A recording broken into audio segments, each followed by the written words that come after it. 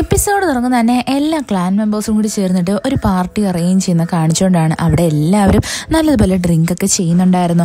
അതേസമയം തന്നെ നമ്മുടെ വേവൂഷൻ അവിടോട്ട് കയറി വരും. അവിടെയായിട്ട് കുറച്ച് ആൾക്കാർ നമ്മുടെ ലൻഷാന് നേരെയായിട്ട് ഗ്ലാസ് നീട്ടിയിട്ട് പറയുന്നുണ്ടായിരുന്നു, നീ ഞങ്ങളുടെ കൂടെ കുടിക്കണം, നീ ഞങ്ങളുടെ കൂടെ ടോസ്റ്റ് ചെയ്യണം എന്ന്. എന്നാൽ നമ്മുടെ ലൻഷാനാണെങ്കിൽ അങ്ങനെ അധികം കുടിക്കത്തൊന്നും ഇല്ലല്ലോ, അവന് വലിയ താല്പര്യവും ഇല്ല. ഇത് കാണുന്നത് നമ്മുടെ വേവൂഷൻ ആ ഗ്ലാസ് വാങ്ങിച്ചിട്ട് പറയും, ഞാൻ ഇവന് പകരമായിട്ട് കുടിച്ചോളാം. ഇത് കാണുന്നേ എല്ലാവരും നല്ലതുപോലെ ഞെട്ടിപ്പോയിട്ടുണ്ടായിരുന്നു. അതേസമയം തന്നെ നമ്മുടെ വേവൂഷൻ അവിടെയുള്ള ഒരാളുടെ അടുത്ത് ചോദിക്കും, നീ വെന്നിങ്ങിനെ എന്താണ് ചെയ്തത് എന്ന്. അതായത് വെൻ ക്ലാനിലുള്ള മറ്റേ ആ പെണ്ണിന്റെ അനിയനില്ലേ, അവനെ ഇപ്പൊ കാണുന്നില്ലായിരുന്നു.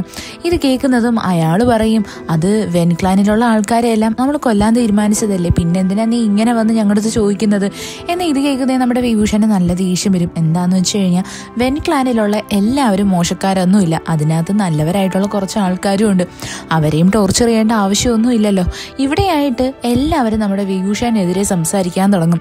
വേവൂഷൻ്റെ അടുത്ത് ചോദിക്കും, നിന്റെ കയ്യിലുള്ള കല്ല് ഏതാ, ആ കല്ല് ഞങ്ങൾക്ക് വേണം എന്ന്. എന്നാൽ നമ്മുടെ വേവൂഷൻ അതിന് റെഡി ആവത്തൊന്നുമില്ല. അവൻ പറയുന്നതിന് നിങ്ങളെ പോലുള്ള ആൾക്കാർക്ക് അത് വെക്കാനുള്ള അർഹത ഇല്ലാന്നും പറഞ്ഞിട്ട് അവ അവിടുന്ന് ദേഷിച്ചിറങ്ങിപ്പോവും. സത്യം പറഞ്ഞാൽ നമ്മുടെ വേവൂഷന് നല്ല ദേഷ്യം വന്നിട്ടുണ്ടായിരുന്നു. നമ്മുടെ ലൻഷാൻ വിചാരിച്ചത് കൊണ്ട് മാത്രമാണ് അവനൊന്ന് കൂൾ ഡൗൺ ആവുന്നത്. അത് കഴിഞ്ഞ് നമ്മുടെ വേവൂഷൻ നേരെ ആ വെൻസിനെ കാണാൻ വേണ്ടിയിട്ട് വരും. അവളെ വന്ന് കണ്ടിട്ട് അവൾക്ക് ഫുഡൊക്കെ കൊടുക്കും. എന്നിട്ട് പറയും, നമുക്ക് വെന്നിങ്ങിനെ തപ്പി കണ്ടുപിടിക്കാമെന്ന്. അതേസമയം തന്നെ നമുക്ക് വേറൊരു സീൻ കാണിക്കും. വെന്നിങ്ങിനെ കുറെ ആൾക്കാരും കൂടി അറ്റാക്ക് ചെയ്തിട്ട് അവനെ കൊല്ലാൻ വേണ്ടിയിട്ട് നോക്കുന്നത്.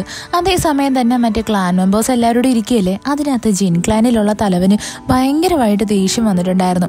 അയാൾ പറയും, ഈ വേവൂഷനെ നമുക്ക് എന്തെങ്കിലും ചെയ്യണം, അവനാണെങ്കിൽ ആ ലോട്ടസ് ക്ലാനിന്റെ പേരിൽ ഒരു ഉത്തരവാദിത്വവും ഇല്ല, അവൻ എപ്പോഴും ജിയാങ്ങിനെ ഇൻസൾട്ട് ആക്കാൻ വേണ്ടിയിട്ടാണ് നോക്കുന്നേ എന്നൊക്കെ. ഇതൊക്കെ കേൾക്കുന്നേം ജിയാങ്ങിന് നല്ല ദേഷ്യം വന്നിട്ടുണ്ടായിരുന്നു. നമ്മുടെ ലൻഷാന് നല്ലതായിട്ട് അറിയാം വേവൂഷൻ അങ്ങനെ ഇങ്ങനെയൊന്നും ദേഷ്യപ്പെടത്തില്ല, അവനത് ദേഷ്യപ്പെടുന്നതിൽ എന്തെങ്കിലും കാരണം കാണുമെന്ന്. അതുകൊണ്ട് തന്നെ ലൻഷാൻ അവൻ്റെ ചേട്ടൻ്റെ അടുത്ത് പെർമിഷൻ ചോദിച്ചിട്ട് വേവൂഷനെ കണ്ടുപിടിക്കാൻ വേണ്ടിയിട്ട് ഇറങ്ങും. അതേസമയം തന്നെ നമ്മുടെ വേവൂഷനെ കാണിക്കും. അവനാണെങ്കിൽ വെൻചിന്നിൻ്റെ കൂടെയായിട്ട് വെൻ ക്ലാനിലുള്ള ആൾക്കാരെല്ലാം തടവിലാക്കി വെച്ചിരിക്കുന്ന സ്ഥലത്തായിട്ട് എത്തിയിട്ടുണ്ടായിരുന്നു. നല്ലതുപോലെ മഴയും പെയ്യുന്നുണ്ടായിരുന്നു. അവിടെ വന്ന് നോക്കുമ്പോൾ വെൻ ക്ലാനിലുള്ള കുറേ ആൾക്കാരെ കൊണ്ട് പണിയെടുപ്പിക്കുകയാണ്. അതേപോലെ തന്നെ ഒരു സ്ഥലത്ത് വന്ന് നോക്കുമ്പോൾ അവിടെ ഒരുപാട് ബോഡികളൊക്കെ കിടക്കുന്നുണ്ടായിരുന്നു. നമ്മുടെ വെൻചിനും വേവൂഷനും കൂടി ചേർന്ന് തപ്പി നോക്കുന്നതും മനസ്സിലാവും അതിൻ്റെ ഇടയിലായിട്ട് നമ്മുടെ വെന്നിങ്ങിൻ്റെ ബോഡിയും ഉണ്ടെന്ന്. ഇത് കാണുന്നേയും വെൻചിൻ ഭയങ്കരമായിട്ട് കിടന്ന് നിലവിളിക്കും. സത്യം പറഞ്ഞാൽ നമ്മുടെ വേവൂഷന് നല്ല ദേഷ്യം വന്നിട്ടുണ്ടായിരുന്നു. വേവൂഷൻ്റെ ഒരു ഫ്രണ്ടിനെ പോലെ അല്ലായിരുന്നു ഇവൻ. ഇത് കണ്ടിട്ട് നമ്മുടെ വേവൂഷൻ വലിയൊരു തീരുമാനം എടുക്കും. അതായത് ആ ക്യാമ്പയിനിൽ നിൽക്കുന്ന ജിൻ ക്ലാനിലുള്ള ആൾക്കാരെല്ലാം അറ്റാക്ക് ചെയ്യാൻ വേണ്ടിയിട്ട്. അങ്ങനെ നമ്മുടെ വേവൂഷനാണെങ്കിൽ അവൻ്റെ ഓടക്കുഴലെടുത്ത് വായിക്കാൻ വേണ്ടിയിട്ട് തുടങ്ങും. ഇത് കാണുന്നതും കുറേ ദുഷ്ടശക്തികളൊക്കെ വന്നിട്ട് ഇവരെ ആക്രമിക്കും. എന്നാൽ ഇതിനകത്ത് പറ്റുന്നൊരു ട്വിസ്റ്റ് എന്താണെന്ന് വെച്ച് കഴിഞ്ഞാൽ മരിച്ചു പോയിട്ടുള്ള നമ്മുടെ വെന്നിങ്ങില്ലേ, അവനും കണ്ണു തുറക്കും. അവൻ്റെ ദേഹത്തായിട്ട് ഒരുപാട് നെഗറ്റീവ് എനർജിയൊക്കെ കയറിയിട്ടുണ്ടായിരുന്നു. അവനാണെങ്കിൽ എന്തിൻ്റെ കൺട്രോളിൽ വന്നിട്ട് അവിടെയുള്ള ആൾക്കാരെ എല്ലാം നല്ലതുപോലെ ഉപദ്രവിക്കാൻ തുടങ്ങും. നമ്മുടെ വേവൂഷാനും അത് കണ്ട് ഭയങ്കരമായിട്ട് ഷോക്കാവും. വെന്നിങ് യഥാർത്ഥത്തിൽ മരിച്ചു പോയതല്ലേ, പിന്നെ എങ്ങനെയാണ് അവന് ജീവൻ വന്നത്? അപ്പോഴാണ് നമ്മളുടെ വെഞ്ചിനാണെങ്കിൽ വേവൂഷാൻ്റെ അടുത്ത് വന്നിട്ട് പറയുന്നത്, യഥാർത്ഥത്തിൽ വെന്നിങ് പൂർണ്ണമായിട്ടും മരിച്ചു പോയിട്ടില്ലായിരുന്നു, അവന് ചെറിയൊരു തുടുപ്പുണ്ടായിരുന്നു എന്ന്. ഇത് കേൾക്കുന്നതും വേവൂഷൻ അവൻ്റെ പവേഴ്സ് യൂസ് ചെയ്തിട്ട് എങ്ങനെയെങ്കിലും വെന്നിങ്ങിനെ കൺട്രോളിലാക്കി എടുക്കും. അവനങ്ങനെ ബോധം കെട്ട് വീഴും. വേവൂഷൻ അങ്ങനെ വെൻചിനെയും അവിടുത്തെ ആൾക്കാരെ എല്ലാം കൂട്ടിയിട്ട് അവിടെ നിന്ന് പോകാൻ വേണ്ടി തീരുമാനിക്കും. അതും കുതിരപ്പുറത്തായിട്ട്. അവരങ്ങനെ പോകുന്ന വഴിയിൽ വെച്ചിട്ട് നമ്മുടെ ലൻഷാൻ അവിടെ നിൽപ്പുണ്ടായിരുന്നു.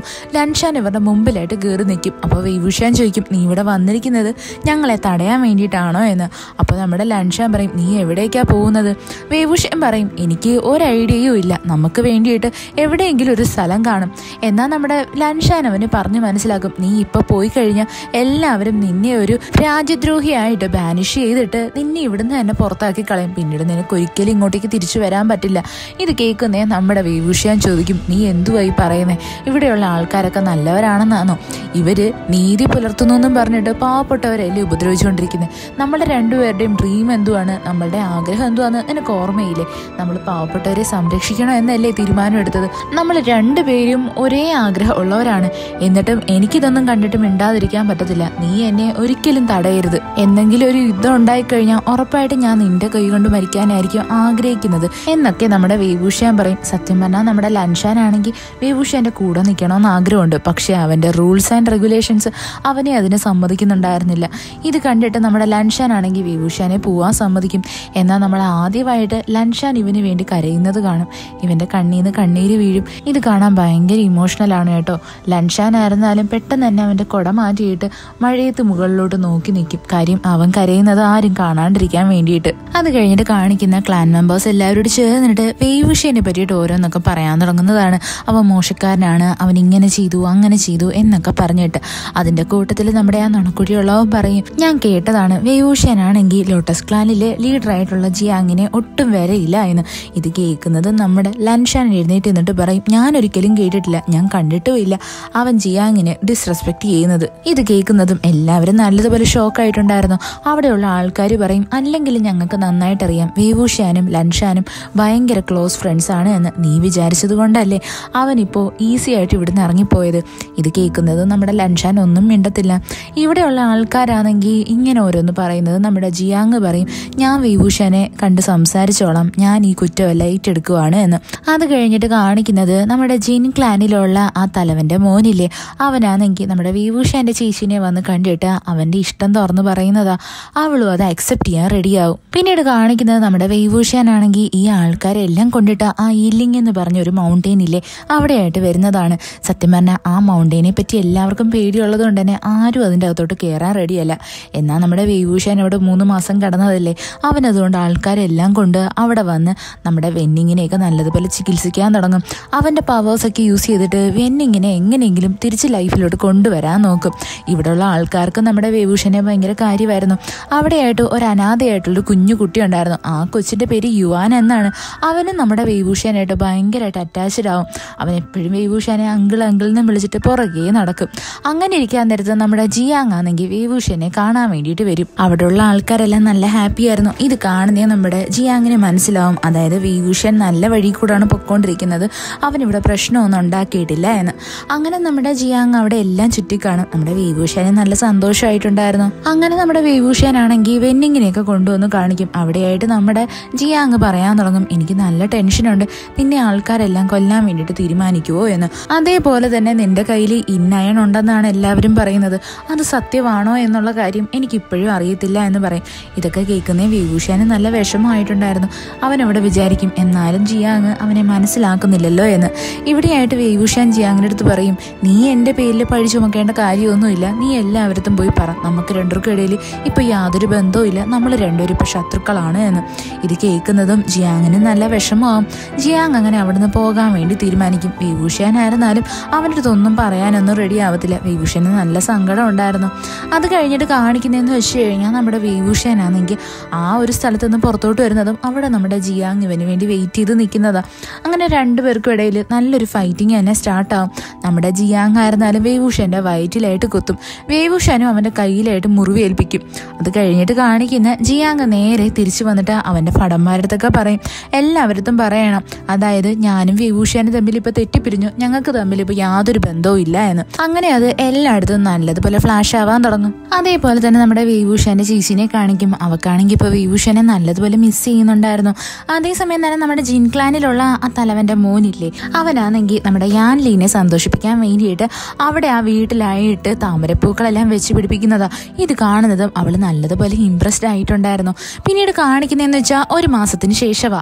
അവിടെ ഒരാളിരുന്നിട്ട് നമ്മുടെ വേവുഷാനെ പറ്റി നല്ലതുപോലെ മോശം പറയുന്നുണ്ടായിരുന്നു. ഇത് കേൾക്കുന്ന നമ്മുടെ ലൻഷാൻ ആണെങ്കിൽ നല്ല ദേഷ്യം വരും. അവൻ അയാളെ തുറിച്ചു നോക്കും. പിന്നീട് കാണിക്കുന്ന ലൻഷാൻ അങ്ങനെ പുറത്തായിട്ട് ഇങ്ങനെ കറങ്ങി നടക്കുന്നതാ. അവിടെയായിട്ട് നമ്മുടെ വേവുഷാനും ഉണ്ടായിരുന്നു. അവൻ സാധനം വാങ്ങിക്കാൻ വേണ്ടിയിട്ടാണ് വന്നിരിക്കുന്നത്. പെട്ടെന്ന് തന്നെ അവിടെയായിട്ട് നമ്മുടെ വേവുഷാന്റെ കൂടെ ഉണ്ടായിരുന്ന ആ കൊച്ചുകുട്ടിയില്ലേ, അവനെ കാണാതാവും. വേവുഷാൻ അങ്ങനെ അവിടെ എല്ലാം വന്ന് നോക്കും. അതേസമയം കാണിക്കും ആ യുവാനാണെങ്കിൽ നമ്മുടെ ലൻഷാന്റെ കാലിലായിട്ട് കെട്ടിപ്പിടിച്ചിരുന്നിട്ട് ഭയങ്കരമായിട്ട് കരയുമായിരുന്നു. അവിടെ നിൽക്കുന്ന ആൾക്കാരെല്ലാം പറയും, ഈ മനുഷ്യൻ എന്താ അയാളുടെ മോനെ നല്ലതുപോലെ നോക്കാത്തേന്ന്. അതായത് നമ്മുടെ ലൻഷാനാണ് ഈ കുട്ടിയുടെ അച്ഛൻ എന്നാണ് എല്ലാവരും പറയുന്നത്. ഇത് കേൾക്കുന്നത് നമ്മുടെ വേവുഷാൻ ഭയങ്കരമായിട്ട് ചിരിക്കും. അവനും ഭയങ്കരമായിട്ട് ഞെട്ടിയിട്ടുണ്ടായിരുന്നു ലൻഷാനെ ഇവിടെ കണ്ടിട്ട്. അങ്ങനെ നമ്മുടെ വേവുഷാൻ വന്ന് ലൻഷാൻ്റെ അടുത്ത് സംസാരിക്കും. വേവുഷാൻ ഈ കൊച്ചുകുട്ടിയും ഭയങ്കര കാര്യമായിരുന്നല്ലോ. ലൻഷാൻ്റെ അടുത്ത് വേവുഷാൻ പറയും, ഇവൻ എൻ്റെ മോനാ എന്ന്. ഇത് കേൾക്കുന്നേ നമ്മുടെ ലൻഷാൻ നല്ലതുപോലെ ഷോക്കാവും. എന്നാൽ നമ്മുടെ വേവുഷാൻ പറയാം, അങ്ങനെയൊന്നുമില്ല, ഞങ്ങളുടെ കൂടെയുള്ളൊരു കുട്ടിയാണ്, നീ എന്താ ഇവിടെ? അത് കേൾക്കുന്നേ നമ്മുടെ ലൻഷാൻ പറയും, ഞാൻ ജസ്റ്റ് ഹണ്ടിങ്ങിന് വേണ്ടിയിട്ട് ഇവിടെ വന്നതാ എന്ന്. യഥാർത്ഥത്തിൽ നമ്മുടെ ലൻഷാൻ ഇവിടെ വന്നിരിക്കുന്നത് വേവൂഷനെ കാണാൻ വേണ്ടിയിട്ടാണ്. അങ്ങനെ നമ്മളുടെ വേവൂഷനാണെങ്കിൽ ഈ കൊച്ചുകുട്ടീനെയും കൊണ്ട് ഒരു കളിപ്പാട്ട കടയിലേക്ക് വരും. കളിപ്പാട്ടമൊക്കെ കാണിച്ചു കൊടുത്തിട്ട് വേവൂഷൻ അവനൊന്നും വാങ്ങിച്ചൊന്നും കൊടുക്കത്തില്ല. ഇത് കാണുന്നേ നമ്മുടെ ലൻഷാനാണെങ്കിൽ ആ കൊച്ചുകുട്ടിക്ക് വേണ്ടിയിട്ട് ഓരോരോ സാധനങ്ങളൊക്കെ വാങ്ങിച്ചു കൊടുക്കും.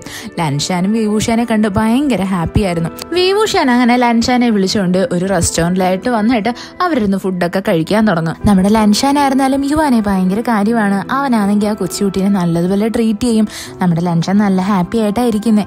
വേവൂഷനായിരുന്നാലും ഭയങ്കര സന്തോഷത്തിലായിരുന്നു. അവർ കുറേ കാര്യങ്ങൾ സംസാരിക്കും. അവിടെ വെച്ചിട്ട് ലൻഷാൻ പറയും, നിന്റെ ചേച്ചിയുടെയും ആ ജിൻ ക്ലാനിലുള്ള തലവൻ്റെ മോൻ്റെയും കല്യാണമാണ് എന്ന്. ഇത് കേൾക്കുന്ന വേവൂഷന് ഭയങ്കര സങ്കടമാവും. കാര്യം എന്താണെന്ന് വെച്ചാൽ ഇന്നിപ്പോൾ ലൻഷാൻ വന്നില്ലായിരുന്നുവെങ്കിൽ നമ്മുടെ വേവൂഷൻ ഇതിനെപ്പറ്റി അറിയത്തേ ഉണ്ടായിരുന്നില്ല. നമ്മുടെ വേവൂഷൻ്റെ ഏറ്റവും വലിയ ആഗ്രഹമേ അവൻ്റെ ചേച്ചിയുടെ കല്യാണം കൂടണമെന്നൊക്കെയാണ്.